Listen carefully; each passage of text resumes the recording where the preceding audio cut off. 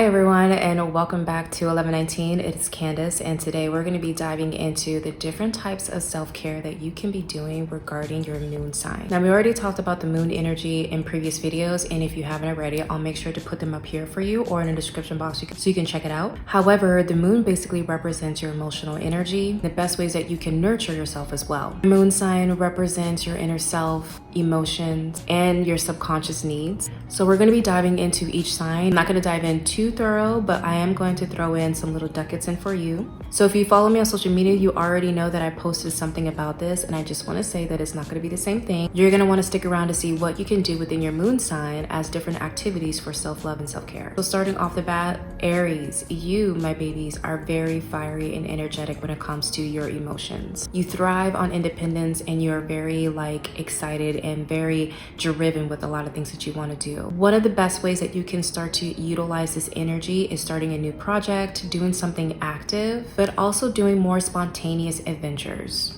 alone, not with other people, but alone. My Taurus babies, you guys are looking for a sensibility of structure, comfortability, as well as different types of pleasures that you can utilize into your day-to-day practice. For you, I would really encourage you to create a more cozy, indulging in more self activities that would include gardening and maybe taking more nature walks. But really, I want you to pay attention to your home and how your home environment is being cultivated right now. Okay, so for my Gemini babies, you guys are very curious, socially bound with your communication, and you just really like to have mental things like get you up, right? Like doing things that are more in the communication and Mercury energy allows you to feel more alive, okay? So one of the self-care activities that you can do, things that are having like lighter conversations with people you don't know, maybe diving into deeper and more difficult type of puzzles. Honestly, maybe a journal just to help keep track of your thoughts. Having a journal to actually have a place to write it down is gonna make you come back to those emotions, but then also get the clarity that you need about something you may have thought of a long time ago. All my Cancer moons, you guys are a little sensy, and that is okay. The moon is, Cancer is ruled by the moon, so you're like double whammy with this femininity and nurturing and mommy feminine energy, okay? To me, one of the best ways that you can indulge more into self-care is creating a more homey, safe environment, a place where you can do a lot of self-reflection and journaling, something where you can creatively allow yourself to express your emotions without feeling like other people are going to judge you or you having to people please other people as well. Sometimes the self-care is not given to other people, but it is given to yourself, which means self-reflection and self-time. Being alone is going to help you boost your energy of emotions when it comes to you. So that's what I would do as far as recommending for your self-care. Leos, my baby Leos, you guys are so expressive and you guys are absolutely confident and love being in a spotlight, right? One of the best ways that I think that you can do is just pamper yourself, giving yourself a little bit of routine, seeking some form of affirmations of others is also going to be a good thing. Also just want to say with that, just take it with a grain of salt, because you don't want to boost your ego, but you definitely want to see and know that people around you love you. It's good to hear those things, that the reason why they love you or the reason why they fuck with you in that way. So asking people about that and kind of getting clarity is going to help you be more centered about yourself and how you feel and love yourself and how you give that love to other people.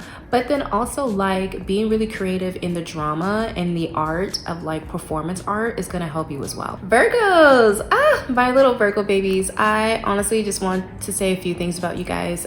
You guys are very practical, detail oriented, and you do have this sense of wanting to help other people, but there is also this sense of inner critic and self-indulgence and wanting to be perfect, and I need you guys to not do that.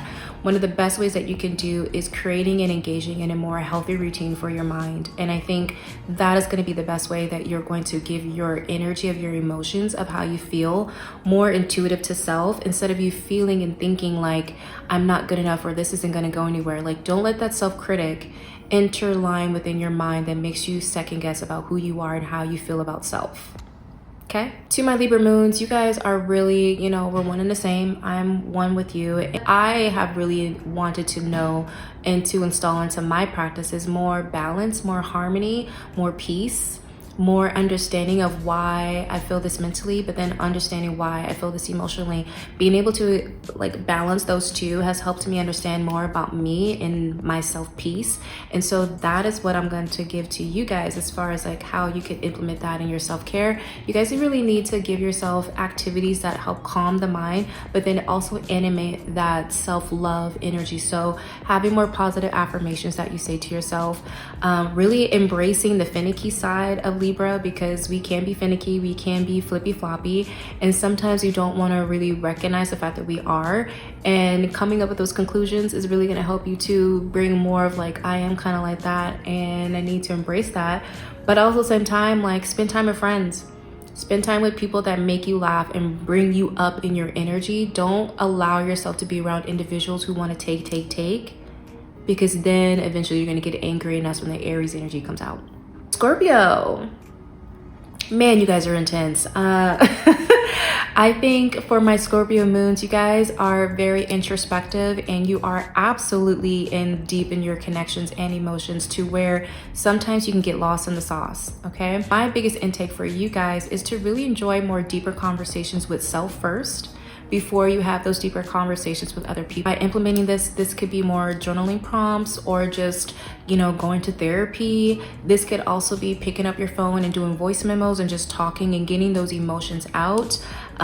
This is also just exploring your passions and what that means for you, and how that is going to help animate your ability to heal your emotions, because you guys are deep as fuck. Sagittarius, hello babies. You guys are very optimistic and adventurous, and it takes a lot for someone or anything to kind of keep you down or keep you in a space that you're not really wanting to stay. So in order to give yourself more self-care and self-love tips within that, I would absolutely say bring more traveling. And traveling doesn't have to be long distance, okay? I know Sagittarius means long distance, but it can also be short-term distances. If you need to go to another town, go a day in a life or a day adventure on another town, another city nearby. Take the train, do something different, go outside of your comfort zone, take adventure. Also, going outside in the outdoors and giving gratitude is just a beautiful way for you to express how you're feeling and being in that moment as well. Capricorns, now you guys are so harsh on yourself. I love you guys, but you guys are so fucking disciplined. Sometimes the best thing that you can do is just not. Okay, I know you guys are very disciplined and you're ambitious and you like to take control and you love stability, which none of that is wrong, right?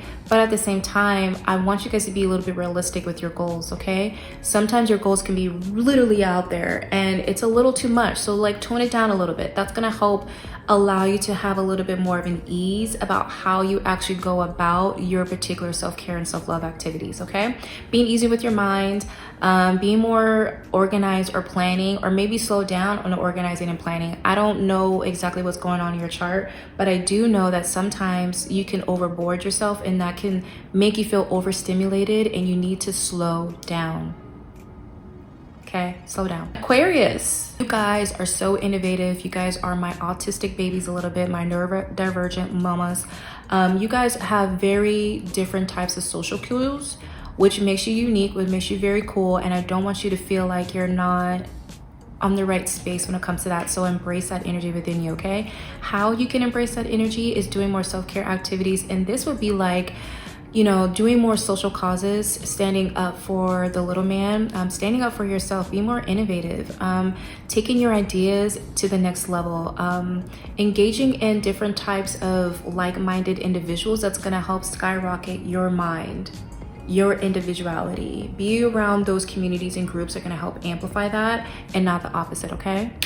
And last but certainly not least, we have our Pisces babies. You guys are very compassionate. You are very imaginative and highly intuitive, okay? Highly, highly, highly, highly intuitive, all right? One of the best ways that I think you guys can indulge into more self-care is more music, more spiritual mindfulness activities, making sure that you're getting alone time, and absolutely a lot of art. I would also premise and say going near water and just allowing yourself to be around that space is going to help you feel more connected to the universe, your ancestors, God, divines, deities, whoever, however. It's just going to help you very much connect to the other side while still being emotionally here and centered in this thing called Earth. Understanding your moon sign literally catapults you to understanding your deepest emotions and how you feel about self, and implementing those activities is going to help you connect to yourself way more deeper. I, again, only started this whole journey of looking into astrology because of my moon sign, because of the subconscious things that I can go through, that have gone through, that has allowed me to see things in my life from a more beautiful perspective, and here like a third eye perspective, than just a cautious, like, this is what I'm feeling and this is what I'm thinking. Your moon sign really does help you understand those deeper wounds and the shadow side and the femininity and the mother stuff and the inner child stuff. And I can go on and on and on. If you do want me to, please let me know down in the comments below, because I can absolutely talk more about the feminine energy and the moon, how it represents all those things, incorporates it. So, you know, practicing self-care and having these activities within your moon sign does help you a lot to connect to self, okay? That literally brings you into self-love and bringing that inner peace. Taking care of yourself is a beautiful way for you to start having a balanced life, you know. Embracing your moon sign's unique attributes is going to help you emotionally connect to your well-being. And that ultimately is taking care of yourself and brings in that self-love. So thank you so much for listening. Thank you so much for hanging out. Don't forget to subscribe, and I will catch you guys at our next video. All right. Love you guys. Bye.